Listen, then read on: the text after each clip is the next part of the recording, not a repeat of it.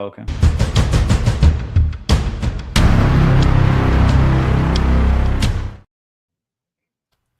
Today we're talking about Model Y limousines, Robotaxi Valuation, and why we think a lot of people are getting the Austin rollout totally wrong. Tesla Semi had some news today. Lemonade dropped some new videos. I believe in Tesla UPOs. We'll talk about UPOs again. And the Tesla trolley trials. So we got a lot to get to. We're going to get right into it. Let's first talk about the Tesla Model Y. There are rumors of a Tesla Model Y that's extended in length. So they stretching it, adding I think a limousine is a bit of a stretch of the analogy, though, as you said it. A shout out to Future As. We got Brian in the house. What's yeah, up, Brian? yeah. So allegedly there's a Model Y that would work on the existing 3 and Y lines that would be longer and have a true full third row. Matt, you're a former Model Y 7-seater owner. I am. Yes. Tell us a little bit about that. Yeah, so for those of you who haven't seen the seven-seater Model Y, I mean, I remember being shocked when they did the unveil and 7 people actually came out of that car. I was like, how is that possible? Because it does not look that big. And the way they make that possible is by making the knee space in that third row extremely small. So the middle Mhm. row actually slides back and forth. So my kind of default position was to have it all the way back so that people in the second row could have as much legroom as possible. But then in those odd situations where I did have a bunch of the kids in the car, we could like slide the middle row up, and then the kids in the very back could have like, I don't know, this much space for their knees, maybe somewhere Mm. something like that. So it's the sort of thing where it works in a pinch if you need it. Like I actually really enjoyed having the utility. For most of the time, I just use that as extra trunk space. But every once in a while, when I was taking 5 kids, 6 kids somewhere, it was really nice to have that as an option.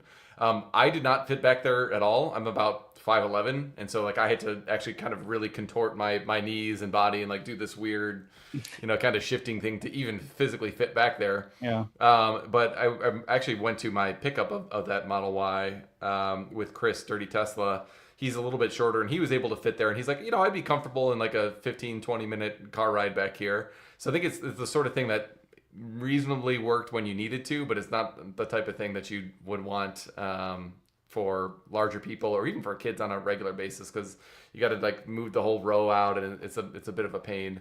So longer Model Y would certainly be welcome, although since I need a seven or since I've got 7 kids, I would need a 9-seater for my wife and I and the whole family. So I think the extended Model Y wouldn't necessarily solve our problems. But I think what's exciting about this from the Tesla investor standpoint, and let's keep in mind that this is rumors. Mhm. We don't know that this is verified. Where I think we do have some more interesting semi-verified information. We'll cut to a video here in just a second. But it seems pretty clear that there's a shorter wheelbase version of the Model Y coming out. So it looks like we've got some trial versions of that. It looks like a 2-seater, or sorry, a 2-door kind of coupe, like Model Y hatchback, I guess you'd call it. I'm not sure exactly what. But that seems more realistic to me than the extended base. Although, I think it would be great if Tesla did both, to be honest.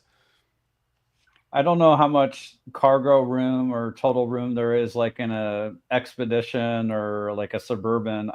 I don't think somehow they're going to get that much room into a Model Y. I'm kind of curious how much room will be in the back. So if they really did extend the wheelbase, if you're giving people more leg room, like how much room are you allowing to be in the back? So like, could it actually be a vacation where you could put luggage back there, or is it more of a thing where you're just tooling around town with a bunch of people or a bunch of kids?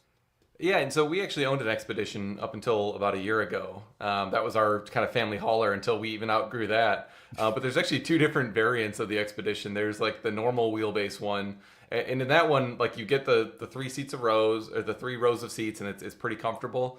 But there's like no trunk space, so you definitely couldn't use it for like a family trip or something like that, because there's just like maybe you can fit a couple sets of golf clubs back there, but that's it. It's like extremely narrow. There's also an extended wheelbase one, and that's what we had, where you could actually fit, like I don't know, it was probably, I guess you can't quite tell, but you could fit like several pieces of luggage, and it had a more of a normal size kind of trunk space. But that's like you barely fit in the garage kind of territory when you're getting to the like that extended of a wheelbase off of the base Expedition, which I think itself has a like the same frame as like the trucks.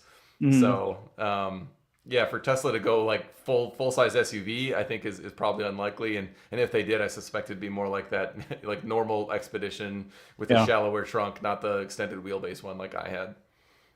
Be cooler if you took the bed off the Cybertruck and then made that a full size SUV. Yeah, that would be really cool. I personally think it would Or a be cyber minivan. well. Or Elon's not a talked minivan, but like a cyber van. Yeah. a cyber van. Like Elon talked a while ago about doing like an electric version of the Ford Transit, and I think that would be awesome. I mean, the nice thing about the Transit is it's very popular with like contractors and like blue collar workers, but also like large families. Like at my church, there's a lot of larger families, and there's, I don't know, like you go to a given mass and there's like 6 or 7 of those like massive Expedition or Ford Transits. And like they're awful to drive, and obviously gas powered, and it'd be great if there was something family friendly that you could that Tesla made. So that's what I'm hoping for, but that's probably pretty selfish. Maybe we just need to hold on for the Robovan. Maybe, yeah, can seat 14 easily and maybe 20. Let's talk about the Tesla Austin Robotaxi rollout. People are still very skeptical of that, like how quickly it's going to happen. Yeah, Do you want how to? We do have some video of the of the flyover with the newer Model Ys that look like they're shorter. You want to maybe we'll cut to that sure. first, just to round out that thought, and then let's talk Robotaxi. All right. I guess I'm doing it. I thought Jordan would do it. All right, here we go. So you can see here, it's probably a little hard to tell, but like if you look at the window kind of silhouette, and it actually pretty clearly looks like there's only one door here. Like if you look where the B pillar is, there's not a second area for a door, and the overall profile of the windows is a lot smaller than the normal Model Y. So this to me looks like pretty compelling evidence that this actually is a different Model Y. Looks a little bit more shallow. Like this almost looks like the if you look how it's kind of tapered inward toward the trunk here. I don't know. It almost looks a little bit more like Cybercab kind of feel to it. So to me, this very clearly looks like a different variant of the Model Y.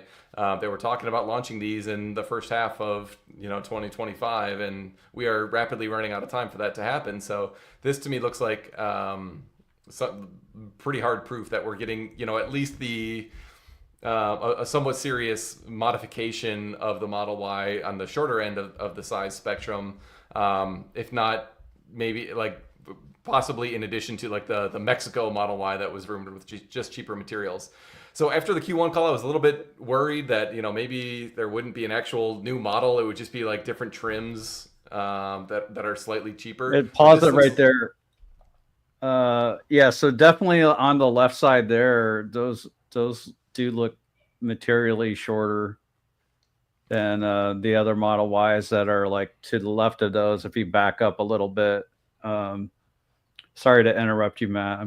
So like right there, like clearly those Model Ys are longer, and this is at Texas, is that right?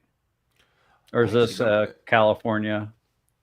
I actually don't even know where this was from. I should have done my homework. This might be California. So I don't think those are 3s. Yeah, I don't think so either. They definitely looks taller than a 3, but it's certainly very interesting. If nothing else, Fremont. Thanks, Brian. Yeah, very fascinating. I'm curious what these are. I hope they're not just 3s. Yeah, that would be cool if we got something. I've speculated that if Tesla does a compact, which I hope they simply call the Tesla Q, not the Model Q, the Tesla Q, that they'll announce it as soon as it's rolling off the line. So maybe they made some of these to test on roads, if that's what these are. But yeah. So Brian says threes have a trunk, Ys have a hatch. So those can't be threes. Yeah. Unless the three gets a hatchback. And we've got a perfect tagline. If they do end up calling it the Tesla Q, you can call it the Tesla so cheap, even a Tesla short seller can afford it. Yeah. I like that. So, I mean, they said in the call that these new variants that they were talking about were really intended to fully utilize the capacity that Tesla has available. We know they're significantly running under capacity. They've got about like 2.8, 2.9 million units plus of capacity. I think a lot of analysts are looking at something like 1.8 this year, so over a million units of kind of excess capacity. So if they're able to launch some new variants and kind of increase the TAM, if I can borrow a phrase that Gary Black will overuse a little bit, I think that actually does make sense because I mean they've invested a lot in all these plants, kind of expecting there'd be I think a bit more demand than has actually materialized. So if you can more fully utilize the capacity there, that would do really good things for margins and obviously just sales and volumes and revenue and everything. So I'm pretty excited. This could be rolling out, in the next couple of weeks. If you believe Tesla, then it should be rolling out by June at the latest. So I'm pretty excited about the prospects of this going wide. I think it's the real deal now. Like we were kind of reading notes in the reports the last couple of quarters and be like, oh, there's gonna be new models. But to me, this is the first like hard evidence that they actually are launching and it will be in Q2. So I'm pretty pumped about that.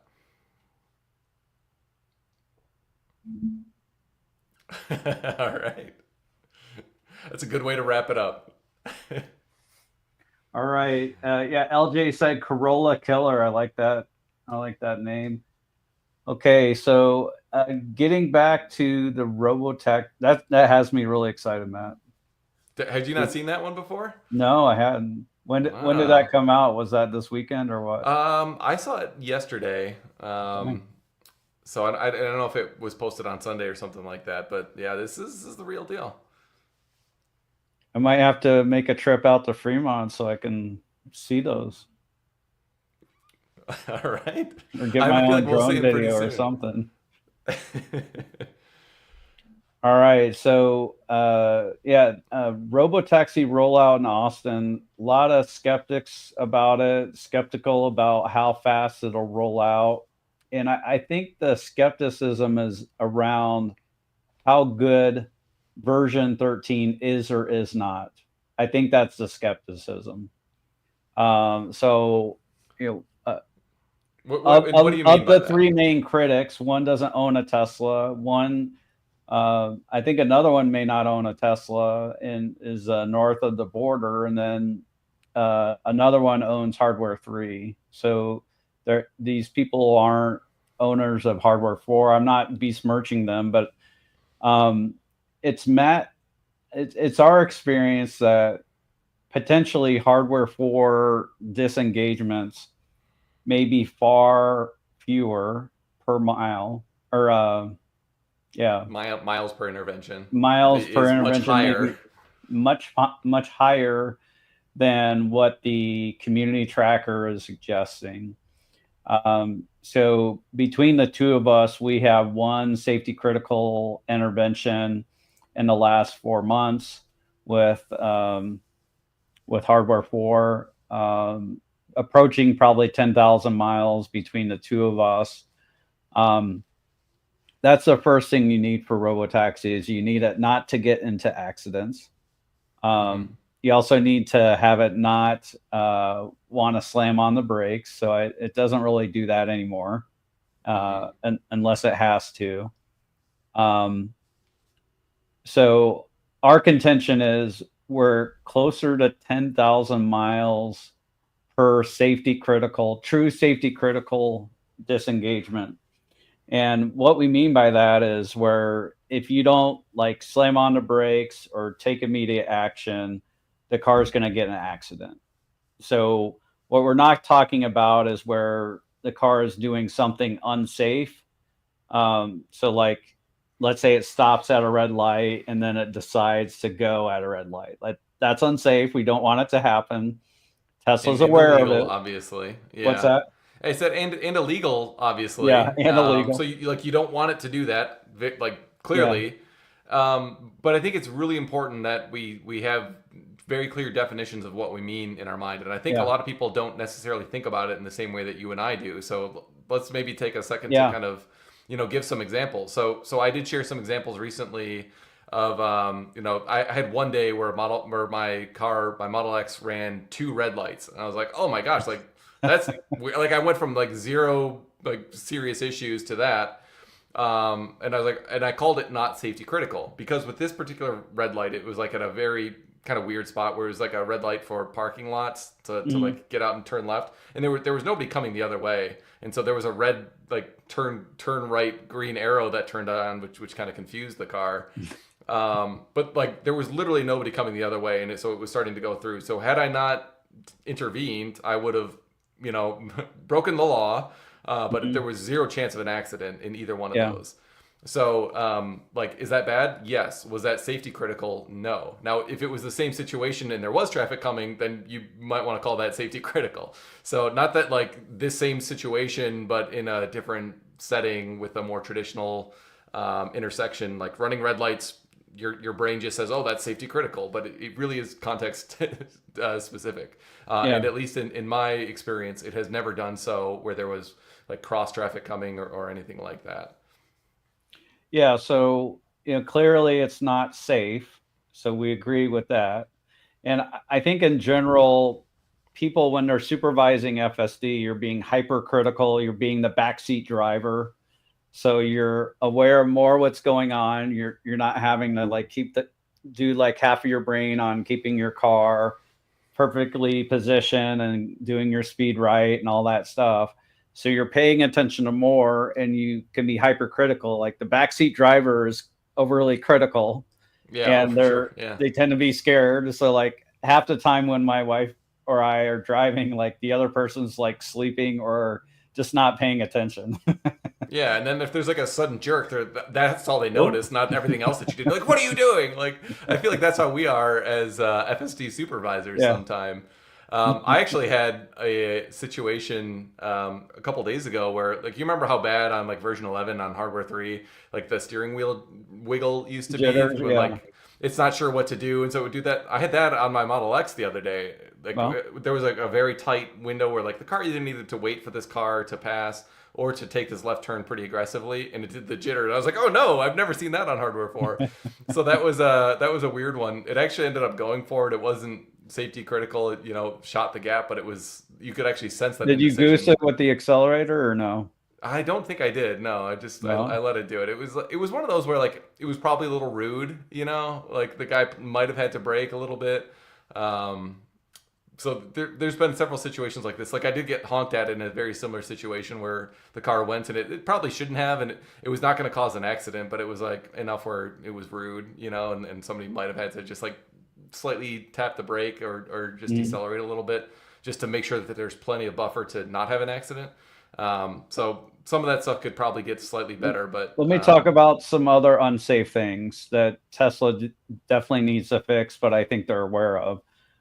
So there are times where it goes into the lane of oncoming traffic where it's not like obviously marked as one way or wrong way, but it's doing that. And the instances I hear about this are when there's no other cars, yeah. coming at you, but it's doing that and it doesn't need to. Like it cuts a corner on a left turn and then it like hangs out on the wrong side of the road. Like, so that's unsafe. It's unsafe driving. And Tesla definitely needs to fix it, but it's not something that would cause an accident. I think if cars started coming at you, the Tesla would probably figure out, something to do. Where it is like extra dangerous and extra unsafe would be turning into a wrong way on like a highway, that to happen. I mean, I've not heard any reports of that happening, and Yeah, like I that would haven't heard obviously of be very that. bad. I haven't heard of that happening on version 13, but it's possible it still might. Um, and one other thing they just need to fix is sometimes it'll miss a highway exit. Hmm. Where if you don't intervene, it's definitely going to miss it, or it Especially if might. there's construction or something like that. Yeah, Yeah. and you need to fix that because if someone's in a ride share and the car takes the highway to so it goes faster around the city of Austin, and you miss your exit, that could take you back by 15 minutes. That could delay your Hmm. trip, and that creates a really negative experience. Um, so they definitely need to fix those, but the list of things that Tesla needs to fix here for them to run an effective robotaxi network, I believe is really small. I think you agree with that, Yeah. Matt. Yeah, and let's put some stylistic things aside, like even that 15-minute like rerouting thing, like that's bad for sure. Yeah. But let's talk about like the bare minimum, like what's the hurdle that they need to actually be able to launch this? And I think it needs to be at least as safe as a human driver, and so for that we're talking about an intervention every 250,000 miles or so, right? Hmm. Like a safety critical intervention. We've been part of a group chat where people are like, are they even at 1,000 yet? Because people, I think a lot of people have in their mind the type of stuff like running the red light when there's no Mm. cross traffic coming, That's or unsafe. yeah, or like being too aggressive on a turn or something. Like all these things that are like, yeah, that stylistically I don't like that, but like, was it the sort of thing that actually was going to result in an accident if you did not intervene? And I think when that is your standard that you're holding FSD to, it's got to be. I'm confident it's over 1,000 miles per critical intervention, and my guess would be it is somewhere in that like 10,000 mile range. So then, what that means is you need like roughly another order of magnitude, a little bit more than that, if it's at that level right now, in order to get to the level where it's like as safe as humans. And let's keep in mind that the version that we're driving hasn't been updated for at least 2 months. And the version Mhm. before that, there was one order of magnitude improvement from the previous version. So to me, it just seems very Ooh. credible that they are in that they've got very clear visibility to getting to one intervention per 250,000 miles or so within the next 2 months when they launch in Austin. I've been hearing like we've been having some of these conversations of like, oh, are they at 1,000? Are they at 500? I'm not sure. And like to me, it makes zero sense to make the argument that they're not at 1 per 1,000 if you also believe that they're launching this in Austin in June. Like if they were at one intervention per 1,000 miles, like safety critical Yeah. intervention where there would be an accident and they launch in Austin, like you would have dozens of accidents like right away. Like that's obviously insanely stupid. So they're not going to Hmm. do that. So I think the most obvious implication that we can gather is that they've got a clear line of sight that they're at the like rough parity with humans at least, such that they feel confident around having this driverless um, pilot in Austin. So then like if you've got that kind of minimum hurdle rate of like we're not going to be getting into an accident every 1,000 miles, then you can start working on some of the stylistic stuff, which maybe we can get into now. Yeah, like lane choice, like when to get in certain lanes. Um, what else would be big for you, Matt? Yeah, so like I think um, like parking lots and backing up from a driveway, for example. So like I had Yeah. this one pretty common thing. Like I'm in my grocery store parking lot, which is like connected to two major crossroads, and there's like you can go out different ways. And so like my car wanted to like go out like this way and then turn left into the busy road and then turn left again onto the other road rather than just take the straight path forward and like turn left onto the road that we're going to try to go to anyways. Hmm.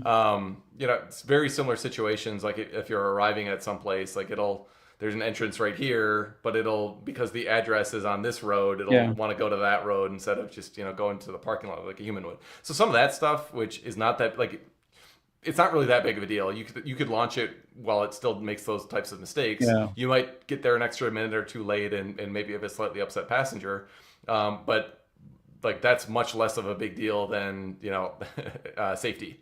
So Yeah, those I are the think it'd types be of great. stylistic things. I think it'd be great if you could get Grok in the car where I don't think the Uber driver would necessarily know the better way to take either.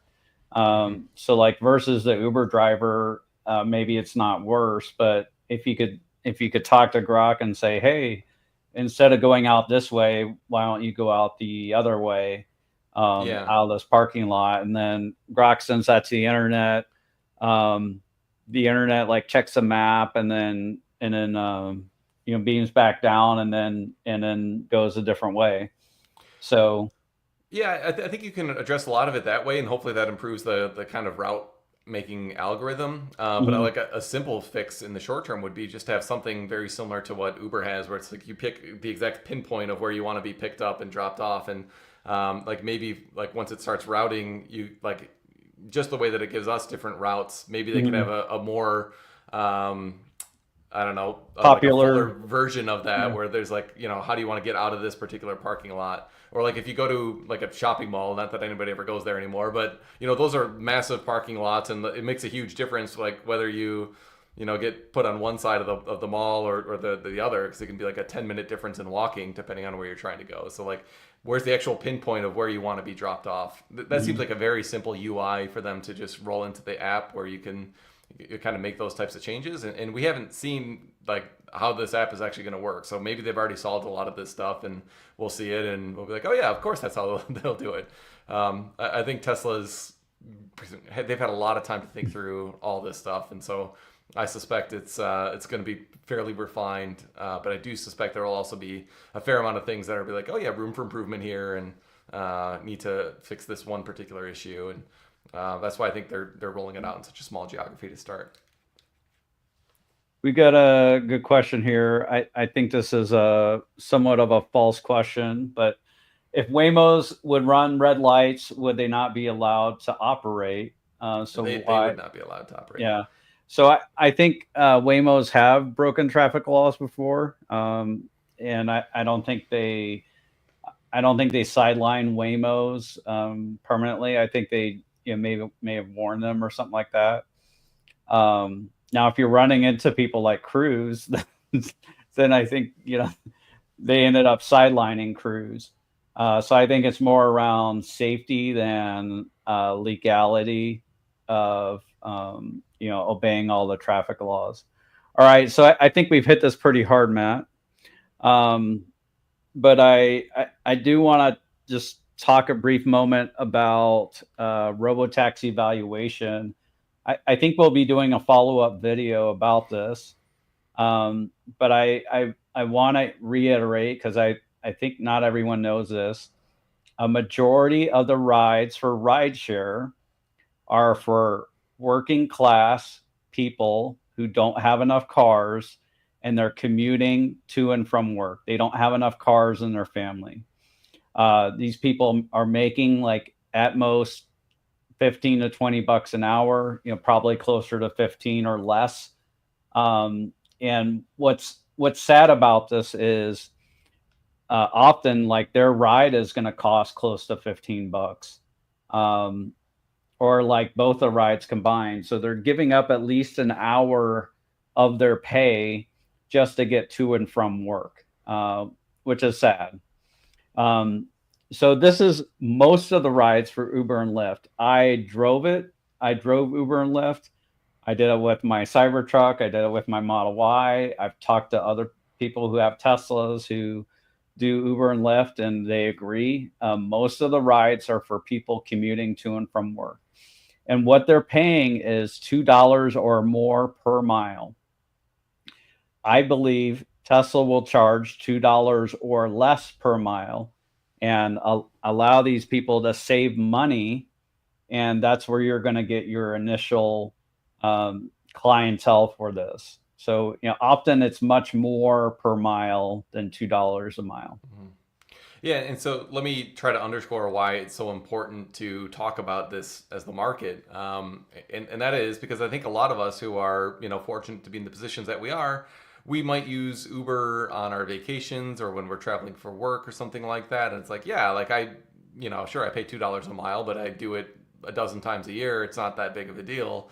Hmm. So like when people talk about Tesla being worth trillions of dollars because of robo taxis, it's like, come on, like just the fact that you can remove some of the cost of the driver out of the car, that doesn't mean all of a sudden you should be worth like 10 times what Uber is valued. And I think that's a very attractive criticism if you haven't really done the math and if you don't really understand the market in the way that you just did. So if instead of rich people who are traveling for pleasure or for work, like that very small niche, if you think that's what Uber is serving, then you're gonna have a big misconception about the TAM potential of robotaxis. If instead you understand, as you did from driving an Uber yourself, just to understand this more deeply, that these are price sensitive consumers who would be taking a lot more Ubers if the price was significantly lower. That is how we get to the point where like the all-in cost being at 20 cents or so per mile, and the price being maybe starting out at $2, but then maybe coming down to $1 per mile. And the price elasticity and therefore the size of the market at $1 per mile versus two is absolutely enormous. You shared this tidbit about this, what the increase in TAM does when you go from $2 to $1. That kind of blew my mind. You want to reiterate that for everyone? Yeah, Uber did a study, and I think it was maybe a little higher than $2 a mile as the starting point, but essentially they tested $1 per mile in various markets and offering different incentives or coupons or just straight up lowering the price. And what they saw was a 25x increase in demand, something like that. It was more than 20x. So 20 times, like that's a 20x is 1900% higher demand. Like that's really high. Um, so like Tesla has a lot of room to grow the market. And I'm gonna make a comment. I'm gonna put it up on the screen. So just initially, Tesla is going to go after Uber's market, and this isn't necessarily Matt's math, but the revenue is $2 per billable mile, and this is for Tesla-owned cars. Their cost would be about 75 cents. This is a high estimate, a very high estimate. It's So conservative. That is very conservative. yeah, so you're saying, okay, insurance, cleaning, everything is 50 cents a mile, and you can charge for 2/3 of miles. So your cost per billable mile is 75 cents. So essentially Tesla's profit per mile, per billable mile, is $1.25, which is, that's high. That's a lot of money. Um, so we're really excited about this. We think Tesla is very close to being ready. Matt is basically saying they need to be a order of magnitude better in Austin for things to go super smoothly. Uh, maybe we do get version 14 in Austin, which would be pretty sweet. Maybe we get It seems that. like we're due. So Yeah, I hope so. maybe we get that 3 times bigger model and 3 times bigger context window. That should definitely help.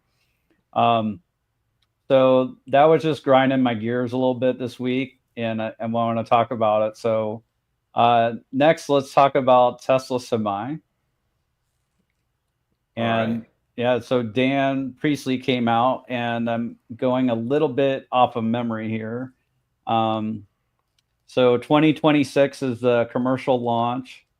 Yep. Um, They're building out the factory right now in Giga, yeah, Nevada. They got walls up, structures up, no tooling in yet. It doesn't look like, but you can see some of the flyovers now. The building is like making really big progress. So that's really encouraging to see. it's Um, still 50,000 units capacity is what they're looking at. Customer deliveries next year. They say they've driven 7 million miles. And they say that 26 Tesla semis have surpassed 100,000 miles each. That's a lot of miles. Charging yeah, infrastructure, we did get a little bit of a negative news. They say the charging network is 2027, which I don't think is super negative, because I think customers will install their own whenever they get them. They'll install them with their logistics lots and warehouses, etc. But they say in terms of costs, and this is a quote from Dan, they're targeting energy costs that are competitive with diesel. So that's a bit of a negative. So I think the reason for that is maybe you need the chargers are a little more expensive, but also like the power draw, and you may need to put a mega pack on site. Go ahead, These Matt. are 1.2 megawatt superchargers. Like these are absolutely massive, which they kind of need to be to handle a battery size that large. But like they're absolutely huge. And so when you're talking about 1.2 megawatts, it's not like the sort of thing that you can just like drop into a Meyer, like station with a bunch of different stalls and just have a couple of trucks sit there and charge. Like you need like very significant approval. You're going to be significantly impacting the local grid with that type of draw that like can literally go from 0 pull to 1.2 gigawatt or megawatts. Sorry. Yeah, and that's just for one, right? And that's just for one. Yeah. And you probably are hooking up 4 bare minimum Yeah. at a time where you want that capacity. And that's the type of draw where like you're going to be looking at special like charges from your utility for that, and like you might even be part of a demand response type of program or something like that, because like that's the type of capacity where like you could actually make the case for them getting like capacity payments as like a demand response lever that the local utility could pull. So like that the energy side of this is a very big deal. Dan did share a map. I don't know if you saw that, of where they're going to be putting these first supercharger locations. There was a presentation he gave, I think it was yesterday, it might have been today, that somebody just had like an iPhone recording of, so the quality's not very good. But he did show this map where it showed like several of these supercharger locations like around California, kind of going towards Texas. And then it looked like there were 2 in the Chicago kind of area. Oh yeah, there it is. Look at our wizard. So like very limited kind of rollout at first. You can see a couple in Georgia also. So it looks like there's specific routes that they're trying to put these like mega chargers, I guess we should call them, not even superchargers, in 2027. But like this is a very big deal. Like it's gonna be hard to manage the energy along with these. So I think if it's going to be something like that where you're doing fast charging and it's 1.2 megawatts, it does make sense to me that you're not going to get like the normal, I don't know, the utility rate of like 10 cents per kilowatt hour or something like that on these. Because if you were just having like a reasonably cheap rate, or like we're like look at like the cost of solar and you, just assume you can like charge your your trucks with solar, it'd be way cheaper than diesel. So the fact that it's like roughly at parity is a bit of a negative. I would agree. Do you think that might limit adoption? Because like if it's 10 cents a kilowatt, then it's a slam dunk. You have massive fuel savings. The performance of these trucks is awesome. It's awesome going up and down the mountain, all that. What do you think, Matt? Yeah, so like these purchasers of semis, they're going to be extremely cost conscious. This is a business for them, so they're going to go with whatever the lowest cost provider is, and they're going to look at fuel costs, but they're also going to look at the upfront costs. They're going to look at maintenance costs, and I think the maintenance cost and perhaps the lifetime vehicle is maybe the lifetime miles that you can put on. That might be where Tesla can have a little bit of an edge.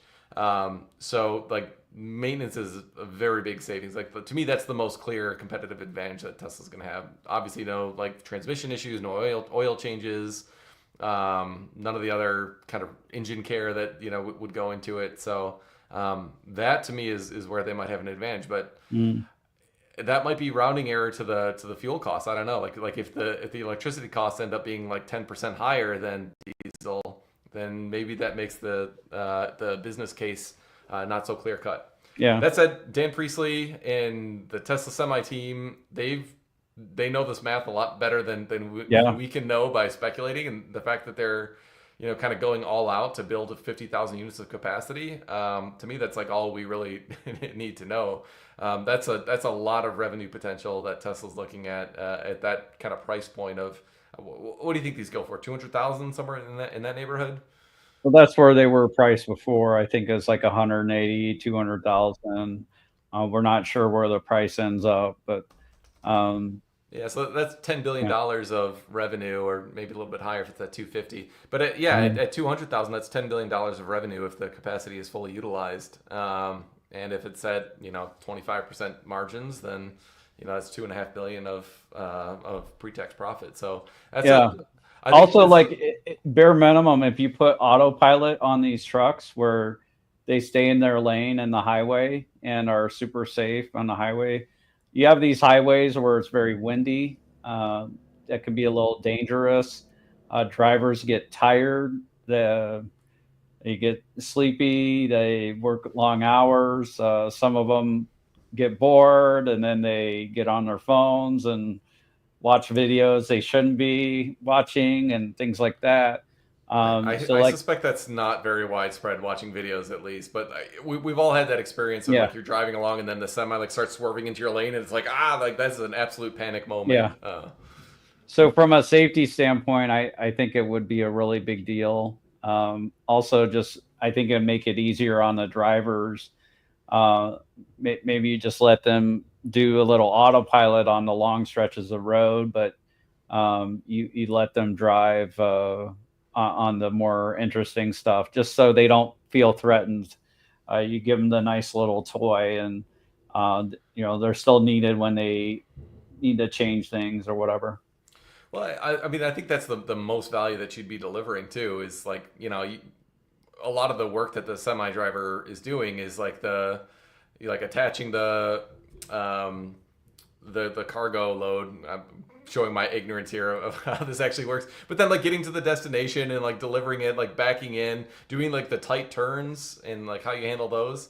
Mhm. Um, like I feel like you're going to have the driver's full attention there, and they probably don't mind that part of it as much, and it would also be probably a lot harder to train FSD to take on that part of it, given how wide the variance of like road angles could be, and the load that you're carrying, how long is it, not like all that sort of stuff. Where like that's maybe 5% of the actual time that a driver is using. So if you can get 95% of it taken care of just with autopilot staying in the lanes, that's a huge value proposition, I think, to at least to the drivers who will be doing this. And let's not forget that a lot of drivers actually own their own truck and just contract their Mhm. services out.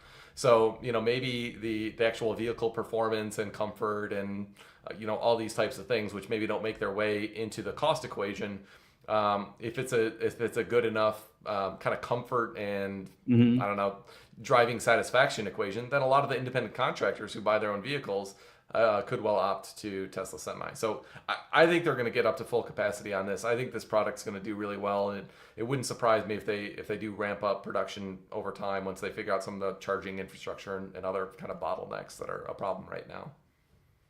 All right. So Lemonade has made a few new videos.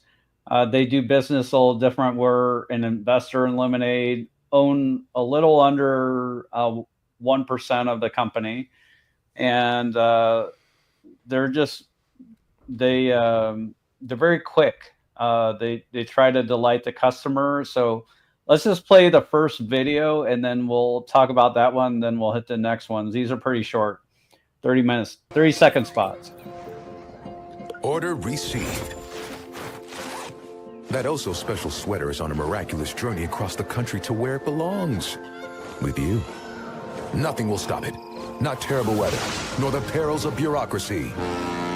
Now that's delivery at the speed of... If you can buy something miles away with a tap, your insurance should let you file a claim with a tap. It's about time insurance does that. Lemonade. Changing insurance, starting with everything. So Matt, tell us about fast claims approval and payment at Lemonade. Yeah, so this is one of the huge innovations that Lemonade had, where you can literally like file a claim, like, "Hey, my pet got sick. Here's the vet bill." Snap a photo of it, upload it to Lemonade. Their AI reviews it automatically and instantly pays you, like within 2 seconds in many cases. So like that is not an experience that most people who filed a claim with a traditional insurer would be able to relate to. Mhm. And so I think what this ad campaign is trying to say is like, hey, listen, your experience with Amazon, like ordering a sweater or like choosing your music, whatever, like all the different aspects of your life, which have got better with technology. Why has insurance not done that? Yep. So we're trying to take aim at all these kind of pain points and say, like, as easy as it is to use Amazon or Venmo or, whatever, that's how easy it should be to use insurance also. And that has been my experience. Maybe we can watch one more of these videos Yeah, and let's hit it. share a thought. There it is. You just dug through the entire music library of every song ever recorded and somehow found the perfect neo-psychedelic synth-pop country fusion your ears were craving. If you can find any song in the world in seconds, you should be able to sign up for insurance in seconds. It's about time insurance does that. Lemonade, changing insurance, starting with everything. Pretty accurate. It's fairly easy to sign up. I would say you do need to have like some information ready. So if you're signing up for house insurance, you should have like maybe be in your office or whatever, so you can grab a couple documents, some things like that. But it's very fast for like pet renters or auto insurance. Anything else with that one, When I Matt? signed up for home, I was actually surprised at how quick the process was. And like on the sign up process too, the thing that was most surprising to me was like how easy they make it to understand. Like with a lot of other insurers, it's like what size deductible do you want, and like what kind of coverage do you want, and a lot of times you're like all hazards, or like what do these terms actually mean, and they like in a very easy to understand way say like here's like what this means, and like flooding is not covered. It's like extremely clear what they mean. And they also I think to me it looks like they borrowed something from oh gosh, what's the like TurboTax? Like if you've ever used TurboTax, it shows you like what's your refund at the end of the year, and then like you add in like a deduction, and it's like, oh, your refund goes up, and it's like kind of fun to see that. With Lemonade, they've got that like with the insurance quote too. It's like, oh, you change your deductible, you can like the quote changes in real time as you're changing these variables. So I found it actually really helpful as a buyer to just say like I don't what to me there's not a huge difference in like a $500 deductible or $2,000 deductible. So like, what does that impact to my monthly price? And I was able to actually see, oh, like I can actually save, I don't know, $50 a month if I have a higher deductible. Yeah. So that helped me to make a better decision. Whereas like if you're just on the phone with an agent or something, they're like, what do you want your deductible to be? And they like, even if you ask them, well, how much would I save if I choose 500 versus 2,000? They're not going to give you that answer, at least like in any sort of timely manner. Yeah. So just being able to do things like that, I think is very compelling. So we're not pumping an affiliate thing or anything right now. So we're just sharing this, and we are going to compare someone's experience that they had with an AI agent on Tesla Insurance versus Lemonade's AI agent.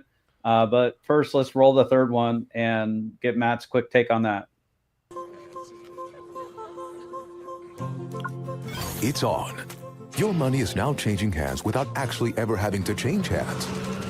It morphs into bits of data and shoots from your phone to your friend Frankie, who just picked up the brunch bill. Thanks, Frankie. If you can pay anyone, anywhere instantly, your insurance should be able to pay your claims instantly.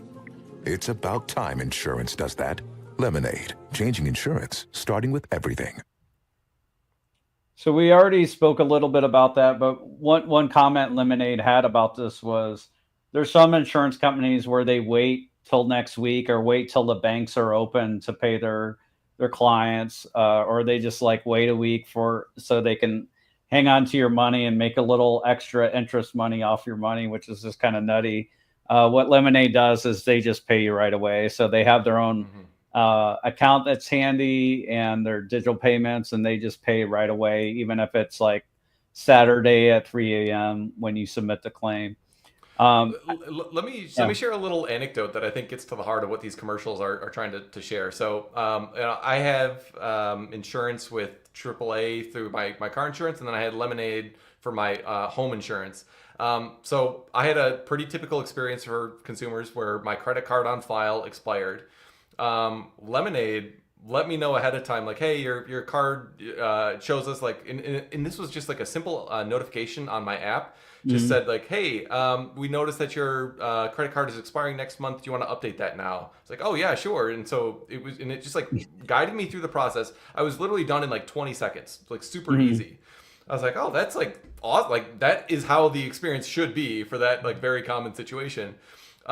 Completely forgot about it, and then like a month later, I get I wish it was email. It was actual mail that showed up to my house, and it's like, you owe $700 from my other insurer. Your payment was denied. Like your Mhm. coverage will end if payment is not received within the next 30 days. So it was like this super aggressive like physical Wow. bit of mail that I got 30 days late.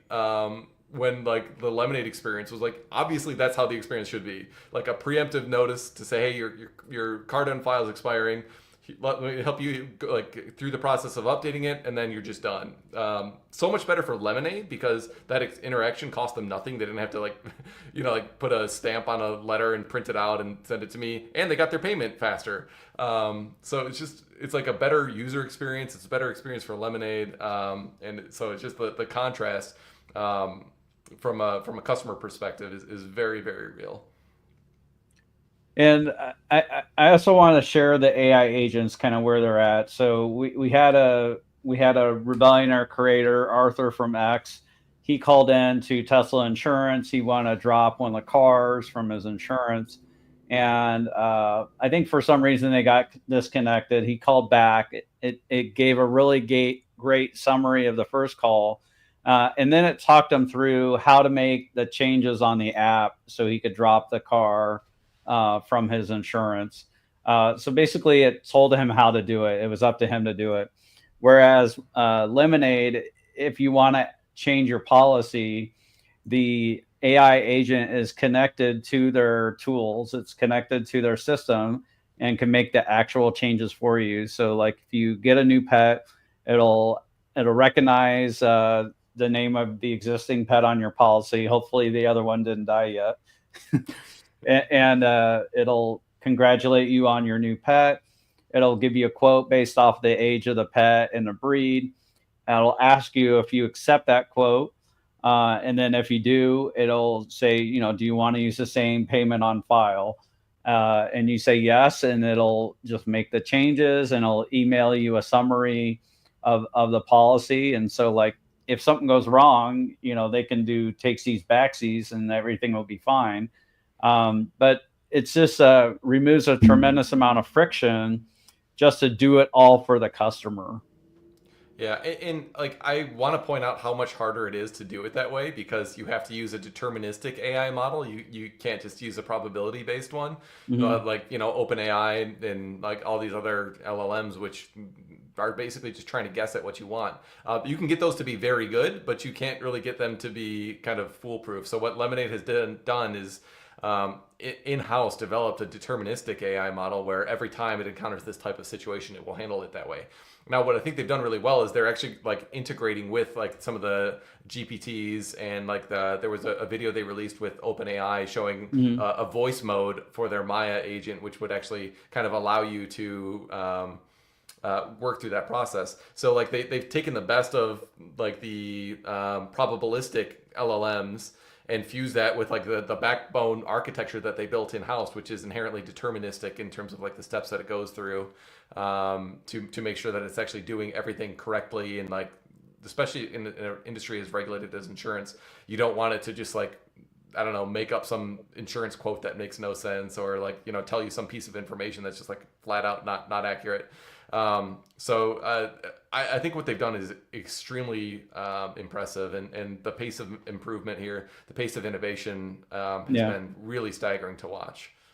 And while we won't make anything this close, our 14th hire for our business is a full stack developer. So we're looking to do some things with AI and automation, all that good stuff. So our next step is we're going to skip the Tesla UPOs. Maybe we do a follow up with that. Sorry, Matt. And I'd like to highlight a post by a Tom Roske on X, where he looked at some different potential scenarios that Tesla self-driving might find itself in. And so if we could queue up the top part of that post, if you're ready with that, editor-in-chief. All right, so there's his handle on X, Roske Tom 2004. So it says FSC's frontier beyond safety to societal transformation. So it's these different dilemmas that you can have. So let's just look at the first one, and we'll do this popcorn style. So the first one is, like, let's say you're on the highway and that class 8 semi trailer, with carrying a trailer behind it, swings into your lane, and right next to you is a crossover SUV. What should the Tesla do? Should it's gonna try to hit the brakes or accelerate, but beyond that, if you can't totally get out of Dodge, what should it choose to hit? And probably be a lot more dangerous to get like underneath the semi. That could be really bad. Automatically recline the seat and then hit the semi.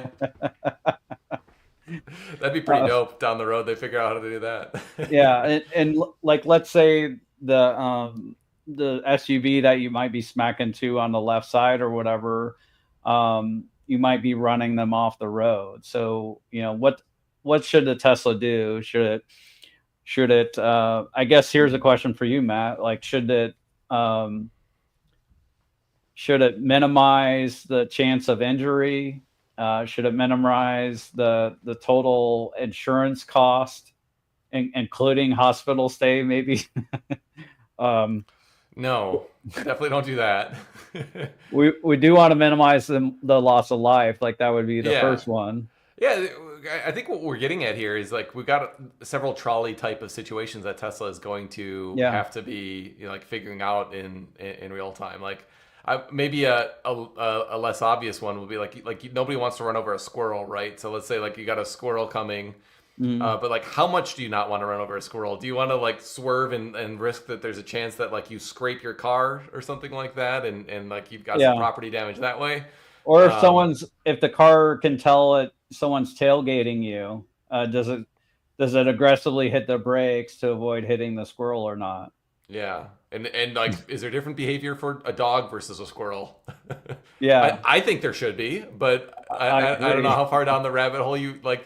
There's endless of these different scenarios that you can kind of run down of, like, what's the right approach by situation, and when you've got two bad choices to make, what's the less bad? I don't know how Tesla is going to solve these. One of them was okay, so there's a car on your right, and there's a car coming at you in the oncoming traffic, and for some reason there's a kid that you didn't see that steps out behind the car that's parked on the right. So you don't want to hit the kid. You don't really have enough time to slow down.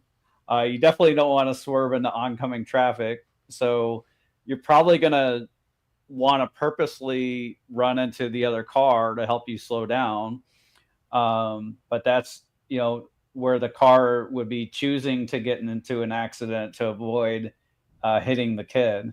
Yeah, hitting an protected pedestrian. Yeah.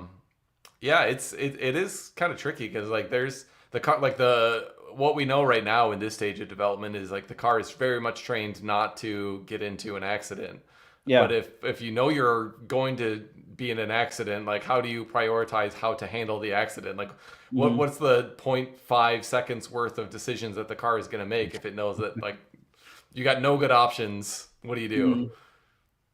Yeah. So those were the dilemmas. Roske Tom, 2004 on X.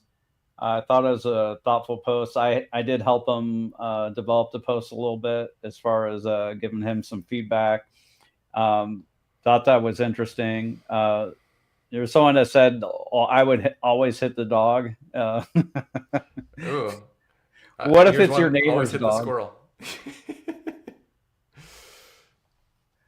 Yeah, I personally probably would would not slow down for the squirrel if someone's tailgating me. So yeah, sorry, You squirrel. swerve a little. I would swerve. But if it's an albino squirrel or like a rare black Michigan squirrel, they have those up in Michigan where they're like basically jet black. Yeah, there's a lot of those. Yeah. Oh, there's a lot of them. Okay, Yeah. so they don't. Maybe not. I mean, they're not as common as brown squirrels, but I feel like they were really rare when I was a kid, but now I see them fairly often. Yeah, or like a skunk. You definitely want to avoid hitting a skunk. But I agree with you, Matt. Like ideally, Tesla designs a system to avoid these situations. I think adding a 3 times longer context window will help, so it can see like an extra 10 seconds before that. So if the reason the child is kind of behind the car, kind of hidden from view before they step out into the road to get their ball or whatever, maybe before that 5 seconds, the 10 seconds before that, as you see the child chasing after the ball, well, then that gives you a clue, or gives FSD a clue that there's a child there. You just can't see it right now. Maybe to slow down. Yeah, I don't know. I think a lot of these are this is a terrible analogy, but almost like first world problems. Like you're like it kind of presumes that we're already 10x safer than a human, right? So like we hardly ever get into an accident unless there's some extreme situation, like the kid running out who wasn't visible before, or like a deer that runs out that like in the middle of the night you just couldn't see it.